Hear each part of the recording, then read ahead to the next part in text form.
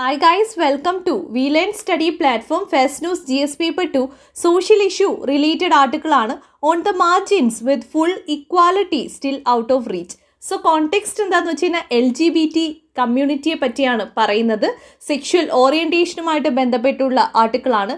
ഇതുമായി ബന്ധപ്പെട്ടിട്ടുള്ള legal provisions ആണെങ്കിലും സുപ്രീം കോർട്ടിൽ വന്നിട്ടുള്ള പെറ്റീഷൻസ് ആണെങ്കിലും നമ്മൾ ജൂൺ 8-നും 19-നും ഡിസ്കസ് ചെയ്തിട്ടുണ്ട്. അത് തന്നെയാണ് ഈ ആർട്ടിക്കിളിൽ ഫുള്ള് പറയുന്നത്. ഇന്ന് നമ്മൾ ഇതുമായി ബന്ധപ്പെട്ടിട്ടുള്ള ഹിസ്റ്ററിയാണ് പറയുന്നത്. ഏൻഷ്യൻ ടൈമിലേക്കൊക്കെ പോകുമ്പം ആ ഒരു കാലഘട്ടത്തിലെ ഹിന്ദു സ്ക്രിപ്റ്റുകൾ നോക്കുകയാണെങ്കിൽ തേർഡ് ജെൻഡറിനെ പറ്റി മെൻഷൻ ചെയ്തിട്ടുണ്ട്. ഇപ്പം മഹാഭാരത തന്നെ എടുക്കുകയാണെങ്കിൽ എന്താണ് ശിഖണ്ഡി.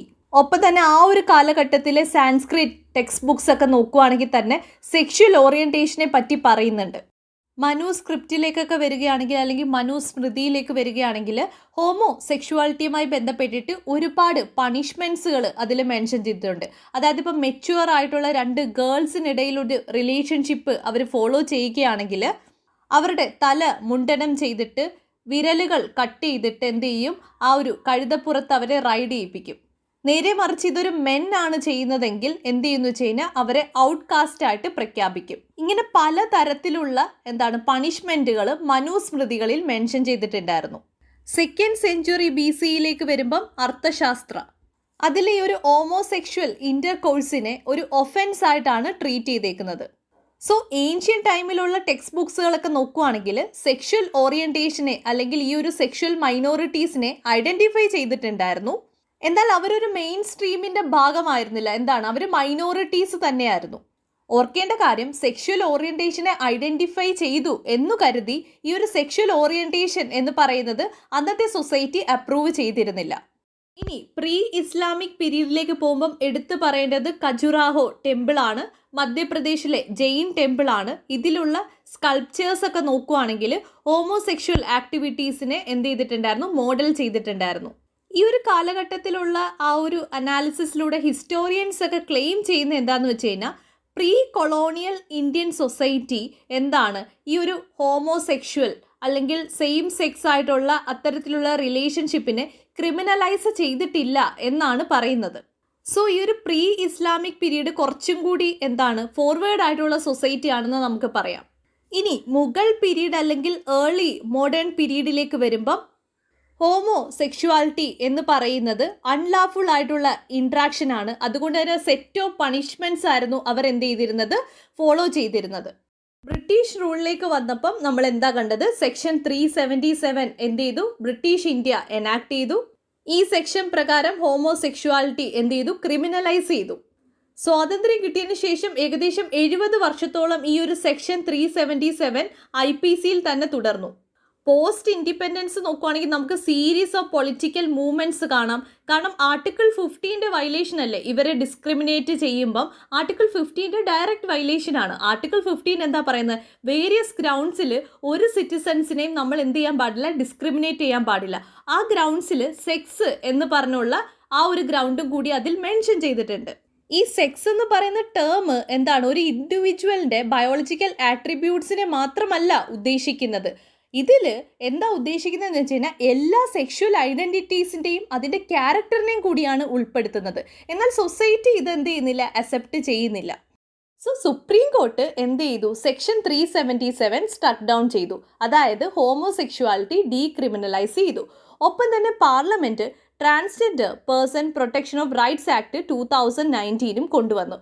ഇതിൽ പ്രകാരം എന്ത് ചെയ്തു, ജെൻഡർ ഐഡൻറ്റിറ്റിയിൽ തേർഡ് ജെൻഡറിനെയും കൂടി എന്ത് ചെയ്തു, ഇന്ത്യ റെക്കഗ്നൈസ് ചെയ്തു. ഇതുമായി ബന്ധപ്പെട്ടുള്ള എല്ലാ ബാക്ക്ഗ്രൗണ്ടും നമ്മൾ ജൂൺ 8-നും ജൂൺ 19-നും ഡിസ്കസ് ചെയ്തിട്ടുള്ളതാണ്. അവിടെ റെഫർ ചെയ്തിട്ട് വേണം ഈ ആർട്ടിക്കിളിലേക്ക് വരാൻ. സോ 2018 LGBT റൈറ്റ്സിന് ലീഗലി ഒരു പ്രൊട്ടക്ഷൻ ഇന്ത്യൻ ഗവൺമെൻറ് കൊടുക്കുന്നത്. ഈ ഒരു ലീഗൽ പ്രൊട്ടക്ഷൻ കൊടുക്കുന്നുണ്ടെങ്കിൽ പോലും ഈ ഗ്രൂപ്പ് അല്ലെങ്കിൽ ഈ ഒരു കമ്മ്യൂണിറ്റി ഇപ്പോഴും സോഷ്യലി ആണെങ്കിലും ലീഗലി ആണെങ്കിലും ഒരുപാട് ഡിഫിക്കൽട്ടീസ് നേരിടുന്നുണ്ട്. ഈവൻ നമ്മുടെ രാജ്യം ആ ഒരു കൊളോണിയൽ ഇറയിലുള്ള ആ നിയമത്തെ റിപ്പീൽ ചെയ്തിരുന്നു അല്ലേ. സെക്ഷൻ 377 എന്താ ചെയ്തിരുന്നത്, ഡയറക്റ്റ്ലി ഹോമോസെക്ഷൽ ആൻഡ് ട്രാൻസ്ജെൻഡർ ഐഡൻറ്റിറ്റിയെ ഡിസ്ക്രിമിനേറ്റ് ചെയ്യുന്ന ഒരു നിയമമായിരുന്നു. അത് ഗവൺമെൻറ് ഓഫ് ഇന്ത്യ എന്ത് ചെയ്തു, റിപ്പീൽ ചെയ്തു. ഒപ്പം തന്നെ സുപ്രീം കോർട്ട് ആർട്ടിക്കിൾ 15 ഇൻ്റർപ്രറ്റ് ചെയ്തു.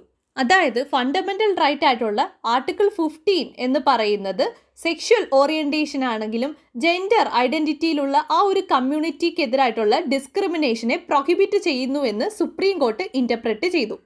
സോ ട്രാൻസ്ജെൻഡർ സിറ്റിസൺസിന് അവരുടെ ആ ഒരു ജെൻഡർ ഉണ്ടല്ലോ, അത് post sex re assignment surgery വഴി അവർക്ക് ആ ഒരു ജെൻഡർ മാറ്റാനുള്ള അനുവാദമുണ്ട്. അത് ലീഗലി തന്നെ ഗവൺമെൻറ് ഓഫ് ഇന്ത്യ എൻഷുർ ചെയ്യുന്നുണ്ട്. ഒപ്പം തന്നെ ഇവരുടെ ഐഡൻറ്റിറ്റി, അതായത് ജെൻഡർ ഐഡൻറ്റിറ്റി തേർഡ് ജെൻഡർ എന്നുള്ള കാറ്റഗറിയിലേക്ക് രജിസ്റ്റർ ചെയ്യാനുള്ള റൈറ്റ്സും കൊടുത്തിട്ടുണ്ട്. എന്നാൽ ഇവരുടെ സെയിം സെക്സ് മാരേജ് എന്ന് പറയുന്ന concept government of India legally അംഗീകരിച്ചിട്ടില്ല. സെയിം സെക്സ് മാരേജുമായി ബന്ധപ്പെട്ടിട്ടുള്ള കാര്യങ്ങളും നമ്മൾ ജൂൺ 19 ഡിസ്കസ് ചെയ്തിട്ടുള്ളതാണ്. ഇന്ത്യയിൽ അപ്രോക്സിമേറ്റ്ലി ഏകദേശം 4,80,000 ട്രാൻസ്ജെൻഡേഴ്സ് ഉണ്ട്. LGBT+ പ്രൈഡ് 2021 ഗ്ലോബൽ സർവേയുടെ ഫൈൻഡിങ്സ് പ്രകാരം ഇന്ത്യൻ പോപ്പുലേഷൻ്റെ 2% ട്രാൻസ്ജെൻഡേഴ്സ് ആണുള്ളത്. 3% ഹോമോസെക്ഷൽ, അതായത് ഗേ, ലെസ്ബിയൻ, 9% ബൈസെക്ഷലും, 1% പാൻസെക്ഷലും, 2% എസെക്ഷലുമുള്ള കമ്മ്യൂണിറ്റീസ് ഉണ്ട്, അല്ലെങ്കിൽ സെക്ഷൽ ഓറിയൻറ്റേഷൻസ് ഉണ്ട്. ഇൻ ടോട്ടൽ നമ്മുടെ ഇന്ത്യൻ പോപ്പുലേഷൻ്റെ 17% ഹെട്രോസെക്ഷൽ അല്ല എന്ന് പറയാം. കറക്റ്റാണെന്ന് നമുക്ക് പറയാൻ പറ്റത്തില്ല. എത്രയോ പേര് എന്ത് ചെയ്തിട്ടില്ല, അവരുടെ ഒരു തേർഡ് ജെൻഡർ എന്ന് പറയുന്നത് പബ്ലിക്കായിട്ട് ഡിക്ലെയർ ചെയ്തിട്ടില്ല. അപ്പം നമുക്ക് ഈ ഒരു സർവേയിൽ ഏകദേശം 17% കിട്ടിയിട്ടുണ്ടെങ്കിൽ പോലും അതിൽ കൂടുതലാവാനാണ് ചാൻസസ് കൂടുതൽ. ഇവിടെ ഒരുപാട് സ്ട്രോങ് പൊളിറ്റിക്കൽ മൂവ്മെൻറ്റ്സ് ഉണ്ടായിട്ടുണ്ടെങ്കിൽ പോലും ഇപ്പോഴും ഇന്ത്യൻ പോപ്പുലേഷനിടയിലൊരു ഹോമോഫോബിയ ഉണ്ട്. സെയിം സെക്സ് റിലേഷൻഷിപ്പുമായി ബന്ധപ്പെട്ടിട്ടുള്ള ഒപ്പീനിയൻ പോൾ നോക്കുകയാണെങ്കിൽ 4-ൽ 1 ഇന്ത്യൻ എന്ത് ചെയ്യുന്നുണ്ട്, സെയിം സെക്സ് റിലേഷൻഷിപ്പിനെ എതിർക്കുന്നുണ്ട്. അതുകൊണ്ട് തന്നെയാണ് ഇവർക്ക് എന്ത് ചെയ്യാൻ പറ്റാത്തത്, മെയിൻ സ്ട്രീമിലേക്ക് വരാൻ പറ്റാത്തത്. ഇപ്പം റിപ്പോർട്ടുകൾ അല്ലെങ്കിൽ ഡേറ്റാസ് നോക്കുകയാണെങ്കിൽ ഈ ഒരു കമ്മ്യൂണിറ്റിയിലെ 73% പേരും സോഷ്യൽ ഇൻട്രാക്ഷൻസ് റെഡ്യൂസ് ചെയ്തിട്ടുണ്ട്. 70% പേര് ഡിപ്രസ്ഡ് ആണ്. 63% പേർക്കും ലോവർ അക്കാഡമിക് പെർഫോമൻസ് ആണ് കാണിക്കുന്നത്. ഒപ്പം തന്നെ 53% പേരും എന്ത് ചെയ്യുന്നു, ക്ലാസ്സുകൾ സ്കിപ്പ് ചെയ്യുന്നു. അങ്ങനെയാണെങ്കിൽ ഇത്തരത്തിൽ ഇവർ ഈ ഒരു സൊസൈറ്റിയിൽ നിന്ന്, ഇൻട്രാക്ഷനിൽ നിന്ന് മാറുന്നുണ്ടെങ്കിൽ അതിൻ്റെ റീസൺസ് എന്തായിരിക്കും? സൊസൈറ്റി അവരോട് കാണിക്കുന്ന ട്രീറ്റ്മെൻറ്റുകൾ തന്നെയാണ്. ക്ലാസ്സുകൾ സ്കിപ്പ് ചെയ്യണമെങ്കിൽ കുട്ടികൾക്കിടയിലാണെങ്കിലും അവരെ എന്ത് ചെയ്യുന്നുണ്ട്, ഒറ്റപ്പെടുത്തുന്നുണ്ട്.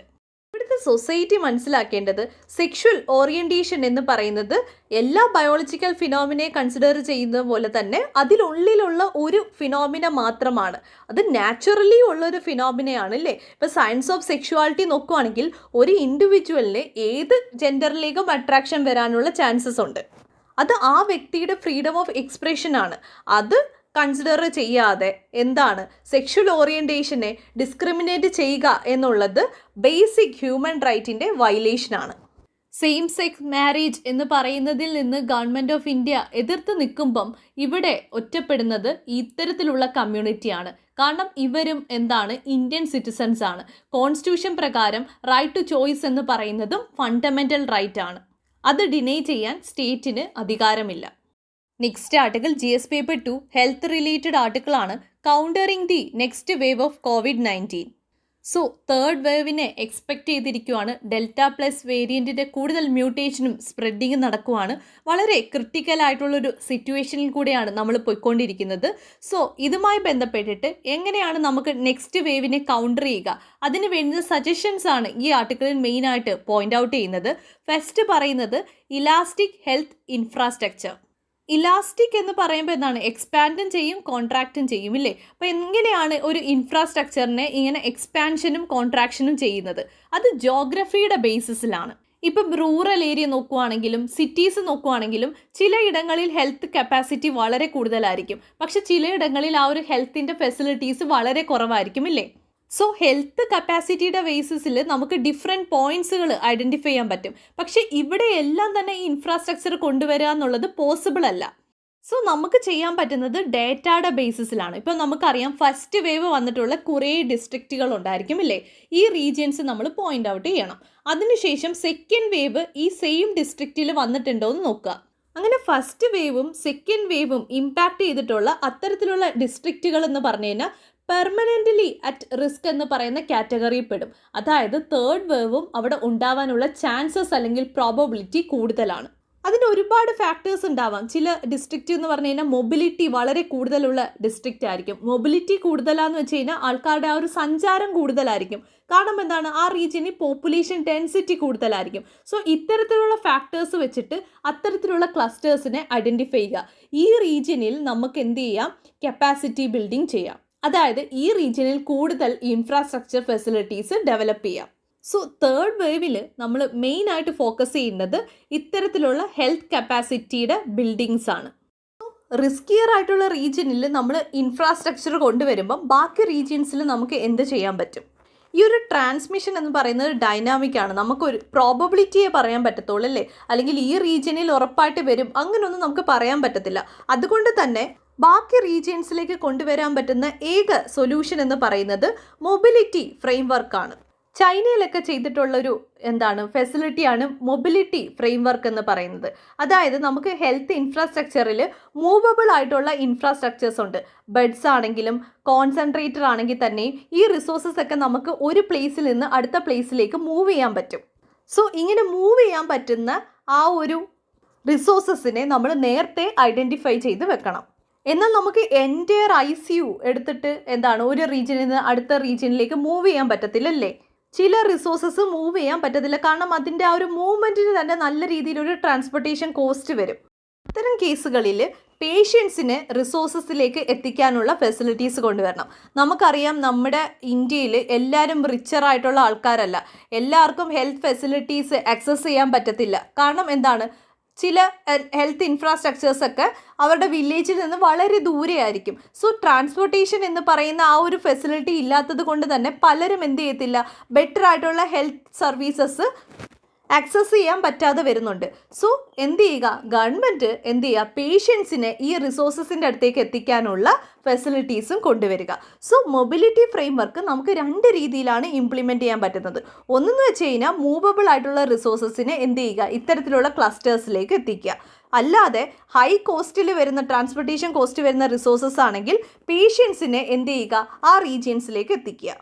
നെക്സ്റ്റ് ചലഞ്ച് എന്ന് വെച്ച് കഴിഞ്ഞാൽ ഹ്യൂമൻ റിസോഴ്സുമായി ബന്ധപ്പെട്ടുള്ള ചലഞ്ചാണ്. നമുക്ക് ഹെൽത്ത് പ്രാക്ടീഷണേഴ്സ് കുറവാണ്, എസ്പെഷ്യലി റൂറൽ ഏരിയയിൽ. അതുകൊണ്ട് തന്നെ മെഡിസിനാണെങ്കിലും നഴ്സിങ്ങിനാണെങ്കിലും ഫൈനൽ ഇയറിന് പഠിക്കുന്ന സ്റ്റുഡൻസിനെ ബെറ്റർ ആയിട്ട് ട്രെയിൻ ചെയ്തെടുപ്പിക്കുക. ഒപ്പം തന്നെ റിട്ടയേർഡ് ആയിട്ടുള്ള ഒരുപാട് ഡോക്ടേഴ്സും ഹെൽത്ത് പ്രൊഫഷണൽസും ഉണ്ട്. ഇവരെ ഐഡൻറ്റിഫൈ ചെയ്തിട്ട് ഇത്തരത്തിലുള്ള റീജിയൻസിലെ ആ ഒരു ഡിസ്പാരിറ്റി നമ്മൾ മിനിമൈസ് ചെയ്യാൻ ശ്രമിക്കണം. ഒപ്പം തന്നെ പാരാമെഡിക്കൽ വർക്കേഴ്സ് ഉണ്ട്. ഇവരെ പേഷ്യൻസിനെ മോണിറ്റർ ചെയ്യാനും ഓക്സിജൻ പ്രൊവൈഡ് ചെയ്യാനും ടെലിമെഡിസിൻ കൊടുക്കാനും ഒക്കെ ഉപയോഗിക്കാൻ പറ്റും. സോ കൺക്ലൂഷനായിട്ട് നമുക്ക് പറയാൻ പറ്റുന്നത് തേർഡ് വേവിനെ കൗണ്ടർ ചെയ്യണമെങ്കിൽ കോർഡിനേഷനാണ് ഇവിടെ വേണ്ടുന്നത്. കാരണം മൊബിലിറ്റി ഫ്രെയിംവർക്ക് എന്ന് പറയുന്ന ഒരു കൺസെപ്റ്റ് വർക്കൗട്ട് ആവണമെങ്കിൽ റിസോഴ്സസ് പരസ്പരം ഷെയർ ചെയ്യാൻ പറ്റണം. ഇൻ്റർ സ്റ്റേറ്റ് പ്ലാറ്റ്ഫോമിൽ ഷെയർ ചെയ്യണം. സോ സ്റ്റേറ്റുകൾക്കിടയിൽ തന്നെ ഒരു കോർഡിനേഷൻ കൊണ്ടുവന്നാൽ മാത്രമേ ഇത് സക്സസ്ഫുൾ ആക്കാൻ പറ്റുള്ളൂ. സോ ഓരോ സ്റ്റേറ്റുകളും അവരുടെ ചലഞ്ചസിനെ പരസ്പരം ഷെയർ ചെയ്യണം. ഒപ്പം തന്നെ അവർക്കിടയിൽ നല്ലൊരു ഫെഡറൽ ഇൻസ്റ്റിറ്റ്യൂഷൻസ് സെറ്റപ്പ് ചെയ്യണം. എങ്കിൽ മാത്രമേ നമുക്ക് തേർഡ് വേവിനെ കൗണ്ടർ ചെയ്യാൻ പറ്റുള്ളൂ. Next article GS paper 3 internal security related ആർട്ടിക്കിളാണ്. Suspected drone attack on IAF Jammu station leaves 2 injured. So Jammu എയർപോർട്ടിലാണ് ഈ ഒരു ഡ്രോൺ അറ്റാക്ക് നടന്നത്. ഇതുമായി ബന്ധപ്പെട്ടുള്ള ഇൻവെസ്റ്റിഗേഷന് നാഷണൽ ഇൻവെസ്റ്റിഗേഷൻ ഏജൻസി അഥവാ NIA വന്നിട്ടുണ്ട്. ഒപ്പം തന്നെ ഇതുമായി ബന്ധപ്പെട്ടിട്ടുള്ള FIR unlawful activity prevention act പ്രകാരം രജിസ്റ്റർ ചെയ്തിട്ടുണ്ട്. ഒഫീഷ്യൽസ് സസ്പെക്റ്റ് ചെയ്യുന്നത് പാകിസ്ഥാൻ ബേസ്ഡ് ആയിട്ടുള്ള ടെററിസ്റ്റ് ഗ്രൂപ്പുകളെയാണ്. സോ നമ്മൾ ഇന്ന് ഡിസ്കസ് ചെയ്യുന്നത് ഡ്രോൺ അറ്റാക്കാണ്. ഡ്രോൺസിനെ നമുക്ക് 2 രീതിയിൽ ഉപയോഗിക്കാൻ പറ്റും. പൊട്ടൻഷ്യൽ ഏരിയാസിൽ ഉപയോഗിക്കാൻ പറ്റും, അല്ലെങ്കിൽ വാർഫെയറിൽ ഉപയോഗിക്കാൻ പറ്റും. സോ ഇത് എങ്ങനെ യൂസ് ചെയ്യുന്നു അല്ലെങ്കിൽ ഇത് എങ്ങനെ മിസ്യൂസ് ചെയ്യുന്നു അതനുസരിച്ചാണ് നമ്മൾ ഇതിൻ്റെ ഉപയോഗത്തെ മനസ്സിലാക്കുന്നത്. ഫസ്റ്റ് നമുക്ക് ആ ഒരു പൊട്ടൻഷ്യൽ ഏരിയാസ് നോക്കാം. ഫസ്റ്റ് എന്ന് വെച്ച് കഴിഞ്ഞാൽ നമുക്കറിയാം മിലിറ്ററിയിലാണെങ്കിലും പോലീസിങ്ങിലാണെങ്കിലും നമുക്ക് ചെയ്യാൻ പറ്റും, ഡ്രോൺസ് ഉപയോഗിക്കാൻ പറ്റും. ഇപ്പം എക്സ്പ്ലോസീവ് ആയിട്ടുള്ള റീജിയൻസിലൊക്കെ നമുക്ക് ചെയ്യാൻ പറ്റും, ഡ്രോൺസിനെ കൊണ്ടുപോയിട്ട് ആ ബോംബ്സ് ആണെങ്കിൽ തന്നെ ഡിഫ്യൂസ് ചെയ്യാൻ പറ്റും. അല്ലെങ്കിൽ ഇത്തരത്തിലുള്ള എക്സ്പ്ലോസീവ് ആയിട്ടുള്ള മെറ്റീരിയൽസിനെ ഡിറ്റക്റ്റ് ചെയ്യാൻ യൂസ് ചെയ്യാൻ പറ്റും. ഇൻഅക്സസിബിൾ ആയിട്ടുള്ള പ്ലേസുകൾ, ഇപ്പം ലഡാക്ക് റീജിയൻസ് ഒക്കെ എടുക്കുവാണെങ്കിലും ഒപ്പം തന്നെ മൗണ്ടെയിൻ റേഞ്ച് ഒക്കെ എടുക്കുവാണെങ്കിൽ തന്നെയും ഇത്തരത്തിലുള്ള റീജിയൻസിനെ സർവൈലൻസ് നടത്താൻ വേണ്ടി മിലിറ്ററിയെ സപ്പോർട്ട് ചെയ്യാൻ ഡ്രോൺസിന് പറ്റും. സെക്കൻഡ്, നമ്മൾ ലോജിസ്റ്റിക്സിൽ യൂസ് ചെയ്യാറുണ്ട്. ഇപ്പം ഏറ്റവും കൂടുതൽ യൂസ് ചെയ്യുന്നത് ഇപ്പോൾ എക്സാമ്പിളായിട്ട് പറഞ്ഞാൽ ആമസോണിൻ്റെ ഡെലിവറി മോഡലിൽ ഡ്രോൺസിനെ യൂസ് ചെയ്യാറുണ്ട്. അപ്പം നമുക്ക് എന്ത് ചെയ്യാൻ പറ്റും, അവർക്ക് ട്രാൻസ്പോർട്ടേഷൻ ടൈം കുറയ്ക്കാൻ പറ്റും. കുറച്ച് എനർജി യൂസ് ചെയ്താൽ മതി, കുറച്ച് ടൈമിനുള്ളിൽ തന്നെ അവരുടെ വർക്ക് ഫിനിഷ് ചെയ്യാൻ പറ്റും. ബോട്സ്വാനയിലൊക്കെ ആണെങ്കിൽ അവിടുത്തെ ലൈഫ് സേവ് ചെയ്യാൻ വേണ്ടി ഡ്രോൺസ് യൂസ് ചെയ്തിട്ട് ബ്ലഡുകൾ ഡെലിവർ ചെയ്യാറുണ്ട്. അപ്പോൾ ഇത്തരത്തിലുള്ള ഫോർവേഡ് ആയിട്ടുള്ള ഒരുപാട് കാര്യങ്ങൾക്ക് ഡ്രോൺസിനെ യൂസ് ചെയ്യുന്നുണ്ട്. ഈവൻ അഗ്രികൾച്ചർ ഫീൽഡിലാണെങ്കിൽ തന്നെയും അഡ്വാൻസ് ആയിട്ടുള്ള ഇമേജ് പ്രോസസ്സിങ് യൂസ് ചെയ്തിട്ട് പെസ്റ്റിനെ ഒക്കെ ഡിറ്റക്റ്റ് ചെയ്യുന്നുണ്ട്. ഒപ്പം തന്നെ ക്രോപ്പ് ഈൽഡിനെ ഐഡൻറ്റിഫൈ ചെയ്യുന്നുണ്ട്. ടാറ്റ സ്റ്റീൽ ആണെങ്കിൽ മൈനിങ് ഔട്ട്പുട്ടിന് വേണ്ടി ഡ്രോൺസിനെ യൂസ് ചെയ്യാറുണ്ട്. ഒപ്പം തന്നെ മനുഷ്യന് എത്തിപ്പെടാൻ പറ്റാത്ത റീജിയൻസ് ഉണ്ട്. ഇപ്പം ചില ഐലൻഡ്സ് എടുക്കുവാണെങ്കിൽ പൈപ്പ് ലൈൻസ്, റെയിൻ ഫോറസ്റ്റ്, ഇങ്ങനെയുള്ള റീജിയൻസിൽ ഇൻസ്പെക്ഷന് വേണ്ടി നമുക്ക് ഡ്രോൺസിനെ യൂസ് ചെയ്യാം. ഒപ്പം തന്നെ ഏറ്റവും എടുത്ത് പറയേണ്ടത് ഡിസാസ്റ്റർ മാനേജ്മെൻ്റ് ആണ്. ഫ്ലഡ് ടൈമിൽ ഡ്രോൺ യൂസ് ചെയ്തിട്ട് നമുക്ക് ബെറ്റർ ആയിട്ടുള്ള ഒരു സർവൈലൻസ് സിസ്റ്റം ഡെവലപ്പ് ചെയ്യാൻ പറ്റും. ഒപ്പം തന്നെ ആഫ്രിക്കയിലൊക്കെ വൈൽഡ് ലൈഫ് പ്രൊട്ടക്ഷൻ സർവേയിൽ ഡ്രോൺസ് യൂസ് ചെയ്തിട്ടുണ്ടായിരുന്നു. അതായത് ഈ ഒരു പോച്ചിങ് ഫീൽഡൊക്കെ ഡിറ്റക്റ്റ് ചെയ്യാൻ വേണ്ടി അവർ ഡ്രോൺസ് ആയിരുന്നു യൂസ് ചെയ്തിരുന്നത്. ഇത്തരത്തിലുള്ള പൊട്ടൻഷ്യൽ ഏരിയയിൽ നമുക്ക് എന്ത് ചെയ്യാൻ പറ്റും, ഡ്രോൺസിനെ ഉപയോഗിക്കാൻ പറ്റും. പക്ഷേ ഈ ഡ്രോൺസിൻ്റെ കൂടുതൽ മിസ്യൂസ് കാണുന്നത് ഇത് ഡ്രോൺസിനെ ഒരു വെപ്പണായിട്ട് യൂസ് ചെയ്യുമ്പോഴാണ്. ഇൻഡസ്ട്രിയൽ റെവല്യൂഷൻ 4.0 വരുമ്പം ആ ഒരു റെവല്യൂഷൻ ടൈമിലെ ഏറ്റവും വൈറ്റൽ ആയിട്ടുള്ള ടൂൾ എന്ന് പറയുന്നത് ഡ്രോൺസ് ആണ്. ഡ്രോൺസ് ഒരു കൊമഡിറ്റി ആണെന്ന് നമുക്ക് പറയാം. അതൊരു ഹാർഡ്വെയർ കൊമഡിറ്റി ആണോ എന്ന് ചോദിച്ചു കഴിഞ്ഞാൽ അതേന്ന് പറയാം. എന്നാൽ ഇതിൽ സോഫ്റ്റ്വെയർ ലോഡഡുമാണ്. അതുകൊണ്ട് തന്നെ ഇതൊരു എംബഡഡ് കൊമഡിറ്റിയാണ്. ഈ ഒരു ഡ്രോൺ അറ്റാക്കിൽ ഏറ്റവും പ്രോബ്ലം എന്താണെന്ന് വെച്ച് കഴിഞ്ഞാൽ സ്വാം അറ്റാക്കാണ്. സ്വാം അറ്റാക്ക് എന്താണെന്ന് വെച്ച് കഴിഞ്ഞാൽ ഡ്രോൺസ് മ്യൂട്ടേറ്റ് ചെയ്ത് വരികയാണ്. നമ്മളിപ്പം ഒരു ഗ്രൂപ്പ് ഓഫ് ബേർഡ്സ് വരത്തില്ലേ, അത് കണക്ക് 100 കണക്കിന് കുഞ്ഞു കുഞ്ഞു ഡ്രോൺസുകൾ ഒരു ടാർഗറ്റിനെ സ്ട്രൈക്ക് ചെയ്യാനായിട്ട് വരികയാണ്. അങ്ങനെ ഒരു ഗ്രൂപ്പ് ഓഫ് ഡ്രോൺസിൻ്റെ ആ ഒരു വാസ്റ്റ് നെറ്റ്വർക്കിനെയാണ് സ്വാംസ് എന്ന് പറയുന്നത്. ഈ ഒരു ഡ്രോൺസ് എന്ന് പറഞ്ഞു കഴിഞ്ഞാൽ റിമോട്ട്ലി ഓപ്പറേറ്റഡ് ആണില്ലേ. ഒപ്പം തന്നെ real time ground data use ചെയ്തിട്ട് ഇതിന് ഓർഗനൈസ് ചെയ്യാൻ പറ്റും. തനിയെ അതെന്ത് ചെയ്യും, ഓർഗനൈസ് ചെയ്യും. സോ ഒരു കൺഫ്യൂഷനും ഇല്ലാതെ എന്ത് ചെയ്യുന്നു വെച്ച് കഴിഞ്ഞാൽ എനിമിയുടെ അസറ്റ്സിലോ അല്ലെങ്കിൽ സോൾജിയേഴ്സിനെയോ ആ ഒരു ഡേറ്റ വെച്ചിട്ട് അറ്റാക്ക് ചെയ്യും. ഒരു ബാലിസ്റ്റിക് മിസൈലിനെ നമുക്ക് അറ്റാക്ക് ചെയ്യാൻ വളരെ എളുപ്പമായിരിക്കും. പക്ഷേ ഇതുപോലുള്ള സ്വാം അറ്റാക്ക് വരുമ്പം നമുക്ക് എന്ത് ചെയ്യാൻ പറ്റത്തില്ല, ഇതിനെ എല്ലാം കൂടി ഷൂട്ട് ഡൗൺ ചെയ്യാൻ പറ്റില്ല. ഇതാണ് ഡ്രോൺ അറ്റാക്കിൻ്റെ ഒരു വലിയ സെക്യൂരിറ്റി ത്രെറ്റ് എന്ന് പറയുന്നത്. അതുകൊണ്ട് തന്നെയാണ് ഒരുപാട് ടെററിസ്റ്റ് ഓർഗനൈസേഷൻ എന്ത് ചെയ്യുന്നുണ്ട്, ഈ ഒരു ടൂളിനെ മിസ്യൂസ് ചെയ്യുന്നുണ്ട്. അതുകൊണ്ട് തന്നെ നമുക്ക് വേണ്ടുന്നത് പ്രോപ്പറായിട്ടുള്ള റെഗുലേഷനാണ്. അപ്പോൾ തന്നെ പ്രൈവറ്റ് ഇൻഡിവിജ്വൽസും ഇത് യൂസ് ചെയ്യുന്നുണ്ട് ഇല്ലേ. അതായത് ഇപ്പം പ്രിവസി, അതായത് മറ്റൊരാളുടെ വീട്ടിൽ എന്ത് നടക്കുന്നെന്നുള്ളത് സർവേലൻസ് നടത്താൻ വേണ്ടി അങ്ങനെ സ്പൈ ആയിട്ടൊക്കെ യൂസ് ചെയ്യാറുണ്ട്. ഈവൻ ഫോറിൻ കൺട്രീസ് ആണെങ്കിൽ തന്നെ സ്പൈ ആയിട്ട് യൂസ് ചെയ്യാറുണ്ട് ഡ്രോൺസിനെ. അപ്പോൾ ഇത്തരത്തിലുള്ള സീരീസ് ഓഫ് ത്രെറ്റ്സ് ആണ് ഡ്രോൺസ് ക്രിയേറ്റ് ചെയ്യുന്നത്. അതുകൊണ്ട് തന്നെ ഇതൊരു നാഷണൽ സെക്യൂരിറ്റിയുടെ ഒരു സീരിയസ് കൺസേൺ ആണ്. സോ നമുക്ക് വേണ്ടുന്നത് ബെറ്റർ ആയിട്ടുള്ളൊരു റെഗുലേഷനാണ്. സോ ഇത്തരത്തിലുള്ള ഡ്രോൺസുമായി ബന്ധപ്പെട്ടിട്ടുള്ള ഗൈഡ് ലൈൻസും റെഗുലേഷനും മാനേജ്മെൻറ്റിനും വേണ്ടി ഒരു റെഗുലേറ്റിംഗ് ബോഡി സെറ്റപ്പ് ചെയ്യണം. ഇപ്പോൾ ഒരു പ്രൈവറ്റ് ഇൻഡിവിജ്വൽ ഒരു ഡ്രോൺ പർച്ചേസ് ചെയ്യുകയാണെങ്കിൽ അതിനൊരു രജിസ്ട്രേഷൻ ID ഉണ്ടായിരിക്കണം. ഒപ്പം തന്നെ പോലീസിൽ നിന്ന് അത് ഉപയോഗിക്കാനുള്ള പെർമിറ്റ് കമ്പൽസറി ആയിട്ട് വാങ്ങിയിരിക്കണം. ഒപ്പം തന്നെ നമ്മൾ കാറ്, ബൈക്കൊക്കെ ഓടിക്കാനായിട്ട് ഡ്രൈവിംഗ് ലൈസൻസ് കിട്ടുന്നത് പോലെ തന്നെ ഫ്ലൈയിങ് ടെസ്റ്റ് ക്ലിയറൻസും പാസ്സാക്കിയിരിക്കണം. ഒപ്പം തന്നെ ഇതിൻ്റെ ട്രാഫിക് കൺട്രോൾ ചെയ്യാനുള്ള അതോറിറ്റീസും സെറ്റപ്പ് ചെയ്യണം. ഒപ്പം തന്നെ പോലീസ് ഇതുമായി ബന്ധപ്പെട്ടിട്ടുള്ള ഡീറ്റെയിൽസ് എന്ന് പറയുമ്പം പവർ ഫ്ലൈറ്റ് റേഞ്ച് ആണെങ്കിലും ഇതിൻ്റെ ലോഡിംഗ് കപ്പാസിറ്റി ആണെങ്കിലും ഈ ഒരു വ്യക്തി എന്തിനാണ് ഇത് ഉപയോഗിക്കുന്നത് അല്ലെങ്കിൽ ഇത് വാങ്ങിയതിൻ്റെ ഉദ്ദേശ്യം എന്താണ്, ഇത്തരത്തിലുള്ള ഡീറ്റെയിൽസ് റെക്കോർഡ് ചെയ്യണം. ഒപ്പം തന്നെ സെൻസിറ്റീവ് ഏരിയാസ് ആയിട്ടുള്ള എയർപോർട്ട്, മിലിറ്ററി, ഇതൊക്കെ തന്നെ നോൺ ഡ്രോൺ സോണായിട്ട് ഡിക്ലെയർ ചെയ്യണം.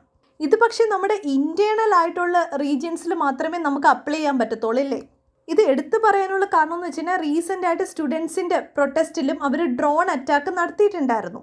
പക്ഷേ എക്സ്റ്റേണലി വരുന്ന ഇതുപോലുള്ള സ്വാം അറ്റാക്കിനെ നമുക്ക് തടയണമെങ്കിൽ ബെറ്റർ ആയിട്ടുള്ള സർവെയിലൻസ് സിസ്റ്റം നമ്മൾ എന്ത് ചെയ്യണം, ആ ഒരു സെക്യൂരിറ്റി ഇംപ്ലിമെൻറ്റ്സിൽ കൊണ്ടുവരണം. ഡ്രോൺസ് എന്ന് പറയുന്ന ഒരു ഫാൻറ്റാസ്റ്റിക് ആയിട്ടുള്ള ടൂളാണ്. ഒരുപാട് ഗുഡ് പ്രോജക്ട്സിൽ നമുക്ക് യൂസ് ചെയ്യാൻ പറ്റും. അതുകൊണ്ട് തന്നെ ഈ ഒരു ടൂളുമായി ബന്ധപ്പെട്ടിട്ടുള്ള മിസ്യൂസ് തടയാനുള്ള റെഗുലേഷനാണ് നമുക്കിവിടെ കൊണ്ടുവരേണ്ടത്. Next article GS paper 4 international ethics related ആർട്ടിക്കിളാണ് the power of an apology. So context എന്താണെന്ന് വെച്ച് കഴിഞ്ഞാൽ നമ്മൾ റീസെൻ്റ് ആയിട്ട് കുറേ ആർട്ടിക്കിൾസ് പറഞ്ഞിട്ടുണ്ടായിരുന്നു. റാൻഡ് ആൻഡ് ജെനോസൈഡ് ഇങ്ങനെയുള്ള ആർട്ടിക്കിൾസ് ഒക്കെ നമ്മൾ ഡിസ്കസ് ചെയ്തിട്ടുണ്ടായിരുന്നു. അപ്പോൾ ആ ഒരു ആർട്ടിക്കിൾ വരാനുള്ള റീസൺ എന്താണ്, ഈ ഓരോ രാജ്യങ്ങളും അവരുടെ പാസ്റ്റ് മിസ്റ്റേക്കിനെ എന്ത് ചെയ്തു, കുത്തിപ്പൊക്കിക്കൊണ്ട് വന്നിട്ട് വിക്ടിമായിട്ടുള്ള രാജ്യത്തോട് മാപ്പ് പറയുന്നു. സോ ഇതിൻ്റെ ഒരു ലക്ഷ്യം എന്താണ്, ബൈലാറ്ററൽ ടൈഡ് ഡെവലപ്മെൻ്റ് ആണ്. അങ്ങനെയുള്ള രീതിയിലുള്ള സീരീസ് ഓഫ് ആർട്ടിക്കിൾ നമ്മൾ ഡിസ്കസ് ചെയ്തിട്ടുണ്ട്. ഈ ഒരു ട്രെൻഡിനെ പറ്റിയാണ് ഈ ആർട്ടിക്കിൾ പറയുന്നത്. സോ ഈ ഒരു ആർട്ടിക്കിളിൽ ഒരുപാട് എക്സാമ്പിൾസ് കൊടുത്തിട്ടുണ്ട്.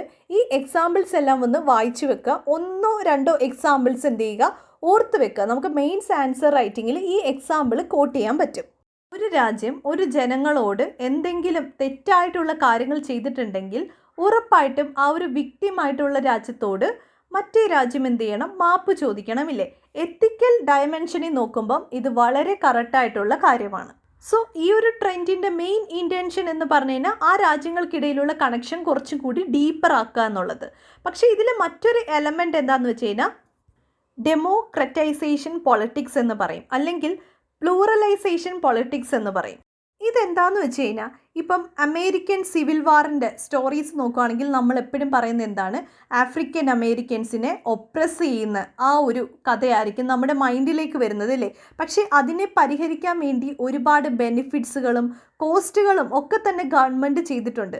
പക്ഷേ ഈ സ്റ്റോറി ഇപ്പോഴും എന്താണ് ആഫ്രിക്കൻ അമേരിക്കൻസിനെ ഡിസ്ക്രിമിനേറ്റ് ചെയ്യുന്നു. ആ സ്റ്റോറിയാണ് കൂടുതലും ഹൈലൈറ്റ് ചെയ്യുന്നത്. അല്ലാതെ അവിടെ അതിന് വേണ്ടുന്ന സൊല്യൂഷന് വേണ്ടി കൊണ്ടുവന്നിട്ടുള്ള ഡോളേഴ്സിനോ സെൻറ്റിനോ ഒന്നും തന്നെ ജനങ്ങൾ മെഷർ ചെയ്യത്തില്ല.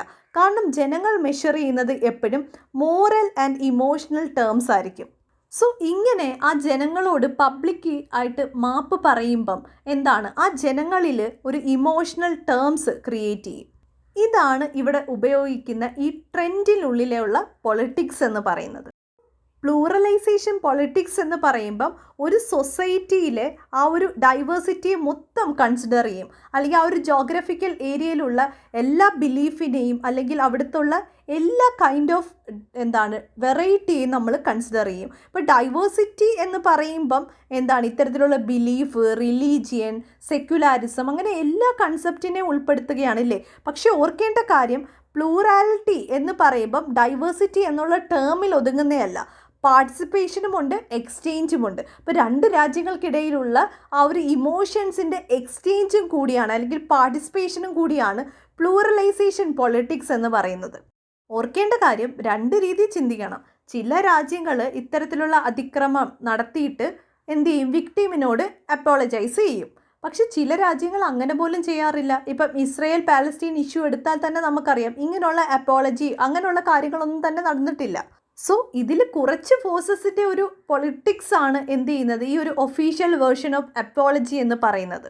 നമ്മളിതിൽ എത്തിക്സ് ഡയമെൻഷൻ അല്ലെങ്കിൽ മോറൽ ഡയമെൻഷൻ എന്നൊക്കെ പറഞ്ഞു, അതായത് മാപ്പ് ചോദിക്കേണ്ടതാണെന്ന് പറഞ്ഞു. പക്ഷെ ഓർക്കേണ്ട കാര്യം, എല്ലാ ഹിസ്റ്റോറിക്കൽ ട്രാജഡിയെയും നമുക്ക് മാപ്പ് കൊണ്ട് അഡ്രസ്സ് ചെയ്യാൻ പറ്റത്തില്ല.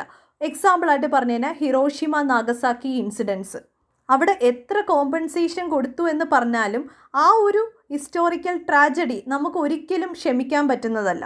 എന്നാൽ ചില രാജ്യങ്ങൾ, വിക്ടിംസ് ആയിട്ടുള്ള ചില രാജ്യങ്ങൾ അവരുടെ പാസ്റ്റ് എന്ത് ചെയ്യുന്നുണ്ട്, കുറച്ച് കാണുന്നതായിട്ട് കാണാം. നമുക്ക് കുറച്ച് കാണുക എന്ന് വെച്ച് കഴിഞ്ഞാൽ, ഇപ്പം എക്സാമ്പിളായിട്ട് പറഞ്ഞു കഴിഞ്ഞാൽ വേൾഡ് വാർ ടൈമിൽ ഏറ്റവും കൂടുതൽ വിക്ടിം ആയിട്ടുള്ളത് ജപ്പാനാണ് അല്ലേ എന്ന് കരുതി ജപ്പാൻ്റെ ഒരു കോമൺ ശത്രുവായിട്ട് US കാണുന്നുണ്ടോ? ആ ഒരു ഹിസ്റ്റോറിക്കായിട്ടുള്ള പാസ്റ്റിൽ അവരെന്ത് ചെയ്യുന്നില്ല, അത് ഇഗ്നോർ ചെയ്ത് കളയുകയാണ് അല്ലേ. ഇതിനെ വിളിക്കുന്ന പേരാണ് കോസ്റ്റ് ഓഫ് ഇഗ്നോറിങ് എന്ന് പറയുന്നത്. കാരണം പല വിക്ടിംസിനും അവിടെ ഫ്യൂച്ചർ ഡിസിഷൻ മേക്കിംഗ് പ്ലേ ഉണ്ട്. അപ്പോൾ അതിനു വേണ്ടി അവരെന്ത് ചെയ്യും, അവരുടെ പാസ്റ്റിനെ ഇഗ്നോർ ചെയ്യും. ഈ ഒരു ആർട്ടിക്കിൾ വായിച്ചു പോകുമ്പം ഓരോ എക്സാമ്പിൾ വായിക്കുമ്പോഴും എത്തിക്കൽ ഡയമെൻഷൻ ഉണ്ടെങ്കിൽ തന്നെയും നേരത്തെ പറഞ്ഞ കണക്ക് തന്നെ നമുക്ക് എല്ലാ ഹിസ്റ്റോറിക് ട്രാജഡിയെയും എന്ത് ചെയ്യാൻ പറ്റത്തില്ല, ഒരു അപ്പോളജി കൊണ്ട് അഡ്രസ്സ് ചെയ്യാൻ പറ്റില്ല എന്നും കൂടി ഓർക്കുക.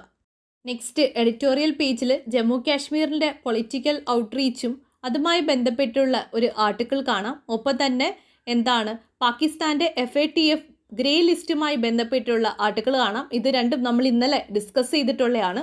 ഒന്നുകൂടി ഒന്ന് റെഫർ ചെയ്യുക.